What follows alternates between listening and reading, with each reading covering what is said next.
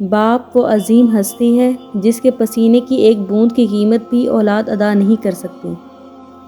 حضرت علی رضی اللہ تعالیٰ عنہ نے فرمایا، اگر زندگی میں کامیاب ہونا چاہتے ہو تو باپ سے دعائیں لو، کیونکہ باپ کی دعا اولاد کے لیے ایسی ہے جیسے نبی صلی اللہ علیہ وآلہ وسلم کی دعا امت کے لیے ہے۔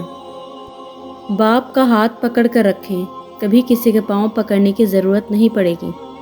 چاہے کتنا ہی بوڑھا ہو، مگر گھر کا سب سے مضبوط ستون باپ ہی ہوتا ہے۔